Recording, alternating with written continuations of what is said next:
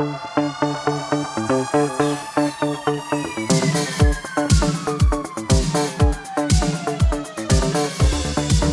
up, everyone? This is the Next Take Podcast, episode 71 with Mikel, and And Tanyka. where we have conversations on different topics. So we are having a three-topic episode this time around. What will it be, Tanika? So we're going to be talking about lawyers being disciplined. Mm-hmm. I think it's in Ontario. Ontario is implementing new regulations for PSWs, and a cop was convicted in a corruption case. So that's what we're going to be talking about in this episode. Okay, All let's go. right. Okay. So a high-profile Canadian employment lawyer has been disciplined over his hardball tactics against some of his firm's dissatisfied clients after two of them posted critical reviews online and a third refused to pay her bill. So the Law Society of Ontario had alleged that Lior Samfiru, which is a name I've definitely heard of. So spelling is Samfiru, so avoid Mm-hmm. him. Was, quote, abusive, offensive, or otherwise inconsistent with professional standards when he threatened to sue or did sue three former clients of his firm. Mm, So, yeah, which is very rare. That doesn't happen very often. But Sam Faru was formally reprimanded and ordered to pay $5,000 in costs in a hearing that happened, I believe it was a month ago, um, at the Law Society Tribunal. The chair of the panel hearing his case admonished him, saying, quote, "Your conduct in these matters was overly mm-hmm. litigious, and your manner of communications, um, where am I? Communications threatening to clients." So he acknowledged he committed professional misconduct and has apologized. That's crazy. Yeah. He did not Uh-uh. reply to CBC News' requests for comment after the hearing, and his lawyer at the hearing, Gavin McKenzie, also had no comment. Uh-huh. Sam Faru is the face and voice of the Employment Law Show, which airs regularly on TV and radio in Alberta and Southern Ontario, Uh-huh. and a frequent commentator on employment issues in the media, including on CBC News. He's also the co-founder of Sam Faru Tumor, Tumor, Tumarkin LLP, I believe is how you say the name. Uh-huh. A national law firm known for a $400 million class action that it filed with with an Ontario firm on behalf of Ontario Uber drivers. Mm. I do kind of remember this. The firm bills itself as, quote, the most positively reviewed in the country. Clearly not true. With Mm. more than 1,500 five-star reviews on Google. Curious to know how many of those are potentially fake. Mm. Just saying. Yeah. Yeah. Bots. Yeah. Yeah. Bots. Exactly. Because it was Yeah. funny. This is completely off topic, but well, kind of. Mm. My mom was actually trying to purchase heating pad because hers broke. Mhm. And on Amazon, it said they have like rave reviews, have like all positive reviews. And I said, honestly, it's those products that have constant good reviews, Yeah. five-star ratings, Yeah. that is like, it's not true. I need to see Mm-hmm. at least one three-star in there. You know what I mean?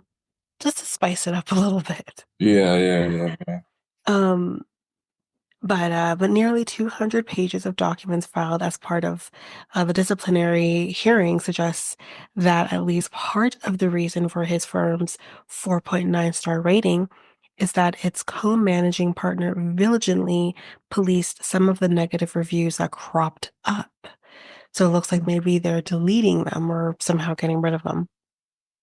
Right. The records, including emails between Sanfru and three former clients, lawsuits his firm filed against two of them, Uh-huh. and an agreed statement of facts show the 600 an hour solicitor. Jesus. Yeah. $600 an hour is Mm-hmm. his rate. Um, didn't shy from using the threat of expensive litigation. Mm-hmm. What follows is based on those documents. Here we go. A client identified in the records as IK for confidentiality reasons posted a negative review on Google after she didn't like her consultation with one of the firm's junior lawyers back in 2021. Mm-hmm. She called the lawyer very rude and said he insisted on an hourly rate despite the website clearly advertising you don't pay until we win. Oh wow. Yes, that is a term called contingency.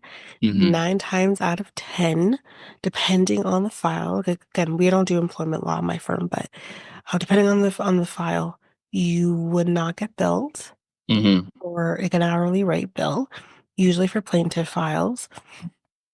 And you're not the one that's paying those fees, unless for some reason you would lose or whatever, which again rarely happens. And that there we get paid out of the settlement that you get, Mm. right? Okay. So let's say just randomly you get $20,000. We're getting about, which is I think standard, but I think it goes for my firm depending on the situation. Mm-hmm. It's about 33% of whatever Right. that settlement is and full disbursements. So at the end of the day, you might only see like, $7,000 at the end of the day Uh-huh. as the client. So that's what that means. What she's describing. Um, sorry, I just lost my page here. Right. It's okay. Okay. So that lawyer initially offered to refund the $339 she had been billed. But Sanfuru later made it conditional on her taking down her review. So we won't charge, we'll write off that 339 if Uh-huh. you take that negative comment off. So Huh. when she refused, he replied, quote, "Well, I'll make it very simple for you. Unless this review is deleted by 5 p.m. today, we will be suing you for defamation." I see. Let me just say right now, that is not defamation. But hey, Huh. the first people to work with is lawyers. Um, and then in a follow-up message, quote, 5 p.m., not a Uh-huh. minute later. So now they're taunting her. Why would it, why would he be taunting her? Is there a reason? Abuse of power. Mm. That's all it is. It's abuse of power. Especially because you're dealing with someone who um clearly is seeking an employment lawyer potentially because they've lost their job. Uh-huh. Threatening someone with litigation under those Uh-huh. circumstances, knowing that they probably can't get any kind of insurance involved or anything like that who could pay for a lawyer for them, Right. is it's an abuse of power. Mm. I see. So at 12:24 p.m., Uh-huh. 4.5 hours before the deadline he had set, Sanfuru sent another email to IK, this time CCing a lawyer at his own firm saying, quote, "Please sue this lady for defamation for $500,000 Uh-huh. and arrange service ASAP." Mm. I So see. you're going to start a claim on her just like that and then serve her? Like, come on. And then again, like you're pre-warning her, like that's just not how this works. Mm. Sanford later Okay. told a Law Society investigator that Google is one of the firm's, quote, biggest sources of referrals. And he felt IK's review was defamatory in part because it suggested his firm was falsely advertising about clients not having to pay until the firm won their case. That is Okay. exactly what you're doing. He said, quote, "We do not advertise that," he said to the investigator, according to a transcript.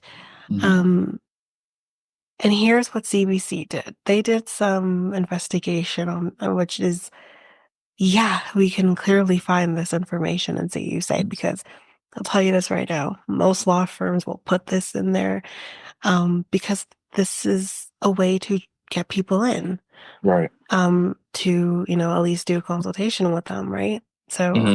this is what Hmm. CBC News found. So CBC News found some variation of the slogan, "You don't pay unless we win," in about 2 dozen spots on the firm's Really? website. Yep.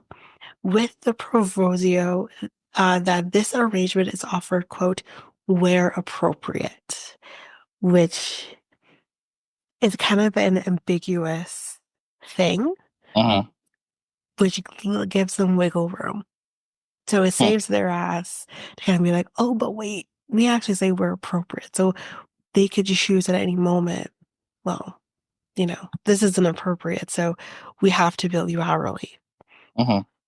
So, um, and another Law Society complaint, um, a client identified as JD hired Sanfaru Tumerkin LLP to negotiate her severance with her ex-employer, but she refused to pay her $1,500 bill after she said the lawyer representing her mistakenly advised her she was entitled by law to more money and vacation pay on top of her negotiated settlement, Mm. according to her emails with the firm. Mm. CBC News confirmed with two other employment lawyers that JD's lawyer did indeed err in his interpretation. Is there a reason why she's not paying her like $1,500 bill, or is there like or So there- I think I said it here. So she yeah. refused to pay her $1,500 bill after she said the lawyer representing her mistakenly advised her she was entitled by law to Mm. more money and vacation pay. So because she got the wrong advice or she was Right. told the wrong information, she felt Mm. that she doesn't have to pay her $1,500 bill, which I mean, I can understand it, especially if it really affected the case. Yeah. Which honestly, I think if any other lawyer, at least one that's, you know, doing the right thing, Uh-huh. is going to probably be like, okay, you know what, we're gonna write that off. That Uh-huh. was my bad. Or like in my place, if we have to do a motion over again because for whatever reason, we're not gonna charge the client because we have to redo that motion. Mm. It's I not see. it's not fair. The Yeah. firm's going to take that on. So I Yeah. so I think any docket or any disbursement or anything like that Uh-huh. that would be have anything or any reference to this vacation pay situation should Uh-huh. have been written off. It should not be it should not be getting charged for that. Right. That's what Yeah. I think anyways. Okay. Yeah. You would know more than me because you come to Yeah, this. that's just kind of what I see. Yeah. Yeah. So that's what Yeah. I think like that's what you Yeah. should do. Yeah. Okay. But I think again, I'm going to say this part too. Uh-huh. I think a lot of lawyers, depending on what area of law you're in, who Right. deal with individuals instead of dealing with Mm-hmm. insurance companies or Mm-hmm. anything like that, Mm-hmm. um, who maybe don't fully understand how things work or Mm-hmm. can maybe pull the wool over their eyes a little bit, will do things like this and think they can get away with it. Mm-hmm. Mm-hmm. But I think I'm going to say this just as a person again who works in the industry, if for whatever reason you need a lawyer, um, and like say if you're in a car accident, for example, and you need to get a lawyer because, we won't get into the nitty gritty of it, but if you need to get yourself a lawyer that your insurance company can't get for you, or if Mm-hmm. you need a lawyer in any other situation, do your research, understand the legalese so that a lawyer is not going to pull the wool over your eyes. And if you think it's happening, know there are resources and that is going and you can sue your lawyer. Let me tell you something. All lawyers have Law Pro, which is their insurance that covers them for things like this.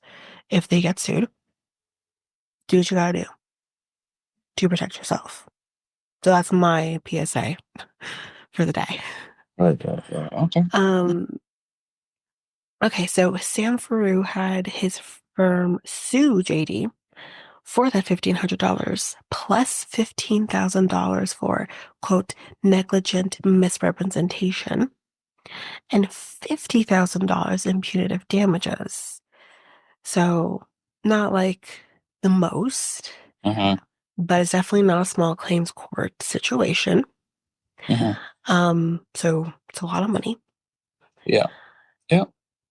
He acknowledged to her new lawyers that a claim for misrepresentation against an ex-client was novel, but said the case merited it because she had sought to fabricate allegations against our firm to Mm. avoid having to pay her bill. Hmm. Which, yeah, I mean, I don't know. Hmm. Quote, if we lose at trial, we will appeal. If that appeal is unsuccessful, we will seek further leave to appeal. Sam Farrar wrote. So, like, they're going to keep this going as Yeah. much as possible, I would which is think so. going to rack up the bill Mm. on them if they were to lose. Correct. So that's, as I just said, they go on to say she will incur tens of thousands of dollars in legal fees. But if you keep Wow. losing, you're the ones who have to pay that, not Mm. her. Mm. Yeah. Mm-hmm. JD wrote in a victim impact statement that she felt bullied, adding that the amount Sam Farroux's firm sued her for was outrageous, and I was Mm-hmm. scared. It felt Mm-hmm. like an abuse of power. Sam Farroux apologized to her in April in a letter stating, quote, I am both embarrassed and disappointed in the way I have conducted myself. It is Mm-hmm. completely inappropriate for me to treat others in a disrespectful and intimidating manner, yet you keep doing it. So, I mean, come on. Um, in a third case, a man known as B.E., who felt he'd been wrongly forced from his job, engaged a Sam Farroux Tumarkin LLP lawyer. Mm-hmm. The lawyer wasn't able to get a settlement, however, and the Mm-hmm. firm wasn't willing to sue the ex-employer on a contingency fee basis. Mm. BE left a negative Google review under a pseudonym, then took it down when Sam Farroux offered free legal advice only to post another negative review months later. Right. Sam Farroux told him to remove the review or be sued. Quote, you'll Mm. have to hire a lawyer and go through thousands of dollars in fees. He wrote again, instructing a CC'd and colleague to sue for, quote, $250,000 in damages plus $100,000 in punitives if his review Mm. is still online at noon today. Right. Okay. Sam Farroux later sued BE for $1.2 million. So they're suing their ex-client for over $1 million. Over a million. Oh wow. That's crazy. You rarely Insane. see over $1 million in motor vehicle accidents. And the Mm. only reason you see those in that is because Mm-hmm. your insurance limits, you always go as far as your policy limits. Right. And if your policy, the average, your policy limits is $1 million. Mm-hmm. Some have two, but you always go there and you work yourself down. So the Mm-hmm. fact that these people are suing for over $1 million for what is ridiculous. In Wow. his statement of defense, BE said, quote, the firm knows this lawsuit is just a heavy-handed threat to try and intimidate me as a former client from speaking out about my honest experiences. Sam Farroux's behavior in all three cases was overly aggressive and abusive. The Law Society of Ontario representative at the hearing, sorry. When Mm-hmm. suing former clients, lawyers must take special care, which is so true. That, quote, the sums claimed must be realistic and not overly inflated. Separately, CBC News has found two other lawsuits in the last 3 years launched by Sam Farroux against former clients, one Mm-hmm. over fees and another over a negative Facebook review, with claims of damages, including punitive damages of $70,000 and $350,000 respectively. Mm. So Sam Faroux is facing another disciplinary, I'm fine. Mhm. Disciplinary hearing at the Law Society of Alberta now in July. Right. So with July coming, it's alleged, among other things, that he, quote, attempted to influence a former client of his firm to withdraw a Law Society complaint. Okay. So that's what's up there. Hmm. So All I right. hope this is kind of the demise that they kind of get liquidated at this point Yeah. because no one's going to want to go to them. I Yeah. see that happening because I think they also do litigation because I know the name. I've definitely worked with them. hmm I feel like they do not just employment, but they do just litigation as well. But Oh, oh, you work yeah, with them. You work with them I before. not like me working their Oh, okay. firm, but Uh-huh. like we've had like files with them. Oh, okay. I Yeah, see. yeah, Interesting. Okay. Yeah. Yeah. Like I said, you do know more. You're gonna come to this a lot of stuff because I don't know anything. yeah, It's kind of interesting yeah. It that can this. be. Yeah. Yeah. It can be for Yeah. sure. Yeah. Um, but yeah, that's that. That's it. Yeah, that's that one. So the next one, this one is talking, I believe, about the PSWs and the changes that are happening.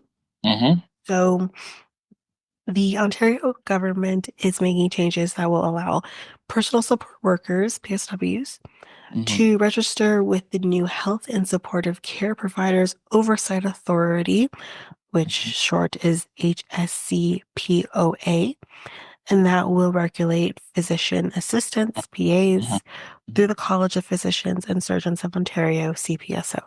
Mm-hmm. Um, our government is taking bold action to grow and support Ontario's healthcare workforce now and for years to come, said Sylvia Jones, who is the Deputy Premier and Minister of Health. Through these changes, our government is reinforcing the critical role personal Mm-hmm. support workers and Mm-hmm. physician assistants play in our Right. healthcare system while supporting Okay. the confidence of patients and their families. Yes. So this had probably already become in effect, but just recently, so Mm-hmm. beginning December 1st, 2024, the more than 100,000 personal support workers in Ontario will have the option to register with the new HSC POA. The HSC POA will ensure consistent education and training for personal support workers, That's regardless good. of where they work and if they are part-time or Mm-hmm. full-time. Mm-hmm. Those registered with the authority will also be listed on an online public Mm-hmm. register and be easily identified with the HSC POA's quality mark on their identification badge or paperwork in order to show employers, patients, and their families proof of registration. So let me ask you this: so, like the Mhm. personal, so the PSWs, they Mhm. weren't officially licensed or something, or Oh they yeah, didn't. they're officially licensed. Yeah. No, like before then, Oh before yes. Yeah, this yeah, yeah. institution. Yeah, they're Uh, they're they're, they're like nurses. Yeah. okay, so They're not registered nurses, but they um, have to go through their own training. PSWs and RSWs as well. They right, all have to go through um their college courses. They're yeah. yeah, interesting because like wasn't that a thing before? Or is it what has changed? Like I'm so confused about this. They're being added to an authority that's going to give them more training. So Okay. to explain that, like Mhm. I don't know how things work and for PSWs and So whatever, because healthcare is always changing, yeah, right? yeah, yeah. Yeah. Things are So more, always, so yeah, basically more resources then for that. basically. But it's like with Okay. lawyers, lawyers have Yeah. to do training every year. So maybe that's kind of something that they have to do as well, Right. um, to constantly upgrade what they already, like it Mhm. doesn't, the healthcare doesn't stop, right? So Right. they have to kind of be up to like updated with the advancements or whatever else in the hmm healthcare system. So this probably makes that a lot more accessible to them. Mm, And I see. I mean, again, as a as a daughter of a person who needs PSWs, the fact that this wasn't a thing before is concerning. Mhm. But yeah, like my dad has PSWs, my grandma has PSWs, so other family members have had PSWs, whatever. So this is great. Yeah. The thing I'm Yeah. gonna say. Yeah, this It is sounds great. like it's great. Sounds like a great idea. Yeah. Mhm. Yeah. So on April 1st, 2025, so it hasn't happened yet, Uh-huh. physician assistants will be regulated by the College of Physicians and Surgeons of Ontario. So that's new, I'm sure, to Uh-huh. improve their integration within Ontario's healthcare system and facilitate quality care and patient safety. Physician Mm, assistants help reduce wait times and improve patient access to care, especially in emergency departments and primary care in rural communities. Under the supervision of a physician, physician assistants may work individually or alongside nurses and other members of healthcare teams to provide health services, such as we'll go kind of through the list here. So the things I didn't know.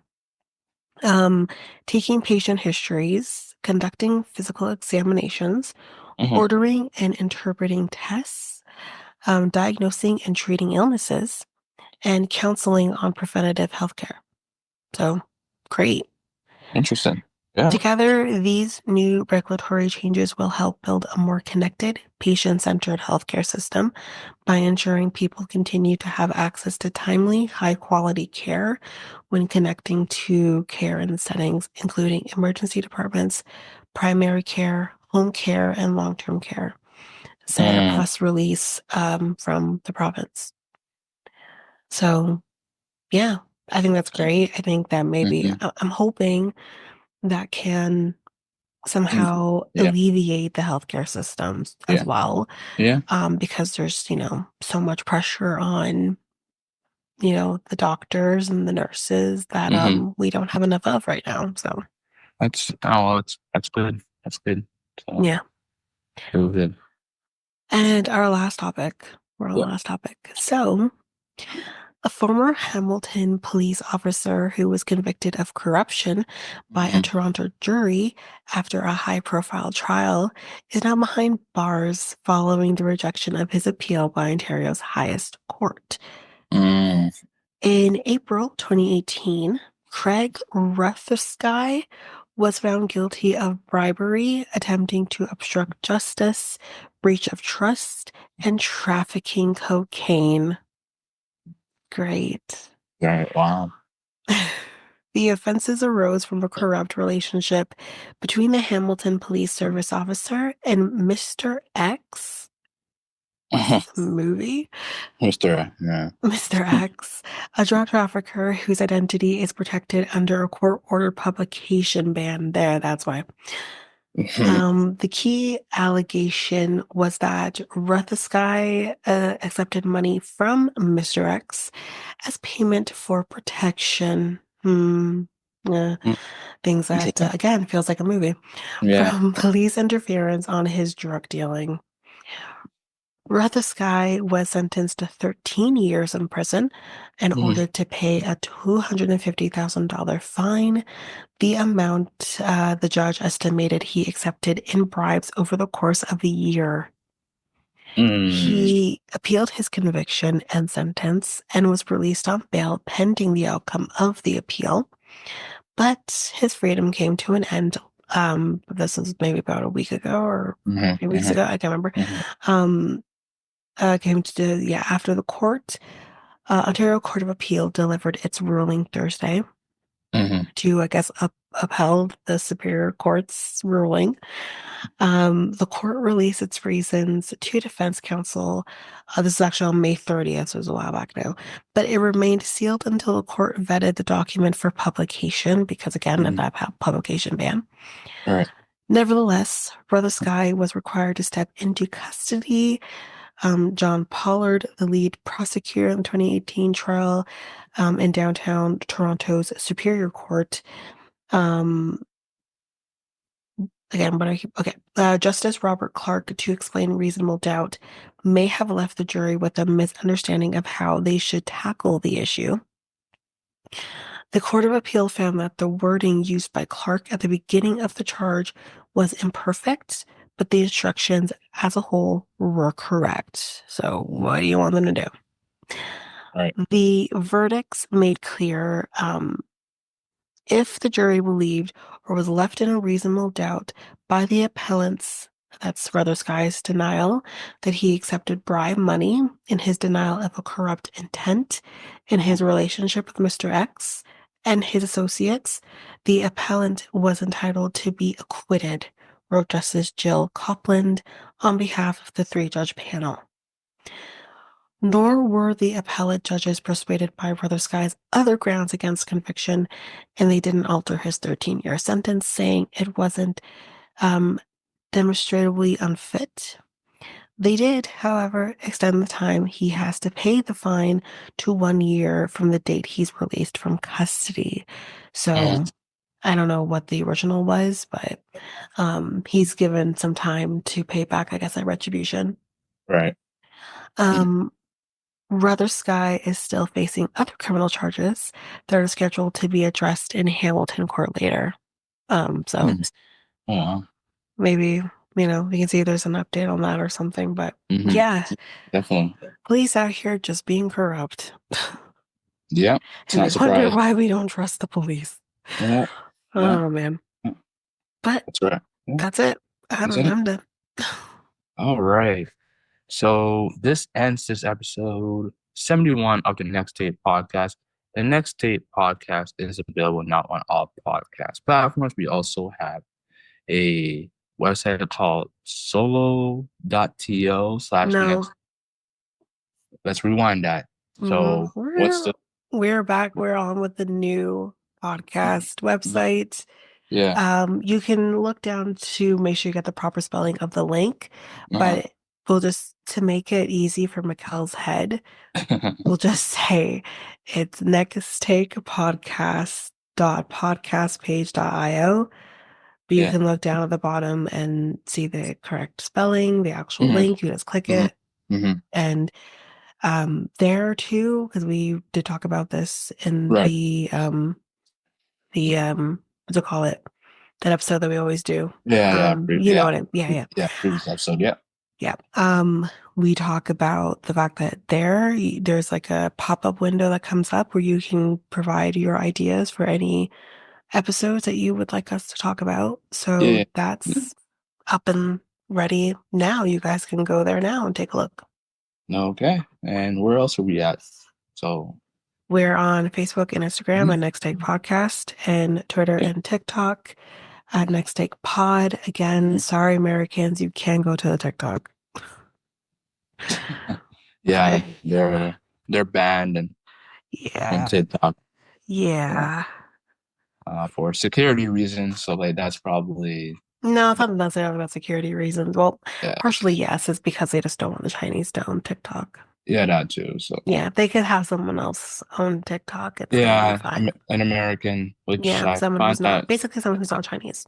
Yeah, find that kind of weird because isn't Timo Chinese, and then what's it called? Other companies. Yeah, but it's AliExpress. different. I think it's different with TikTok because the insinuation is that they're like watching people through videos and stuff like that. So I think that's more what it's about. Then like Temu, you really can't, it's not the same thing, kind of the same type of platform. Right. So that's kind of more the concern. So yeah. Also, you can contact us on our email at mikeltanyka@gmail.com. That is mikeltanyka@gmail.com. So 3-topic episode. Pretty decent episode. Today. And so wait. So explain to us what we talked about today, Tanyka. So people can know. So we talked about the employment lawyer who is being disciplined for his abuse of power. We talked about the changes for PSWs in terms of Yeah. like the regulations, stuff like that, and as well Yeah. as PAs. And we finished it off about the corrupt police officer in Mhm. Hamilton who's Oh, currently in prison. okay. Yeah. Hmm. Yeah. Well, I said decent. I meant interesting episode, but yeah. Um, yeah. Okay. Okay. Okay. Cool. Yes. All right. So we'll be back on Thursday. Thursday. Yeah. Yeah. With the Uh, first yeah. episode for Yeah. Black Yeah. History Yeah. Month. Okay. So I'm Mikel, and And I'm Tanika. we're out until next week. Peace. No, Oh Thursday. my I God, literally just said I'm it so too. used. I'm just so used to saying it. Thursday. Thursday. Thursday, guys. Peace. Bye.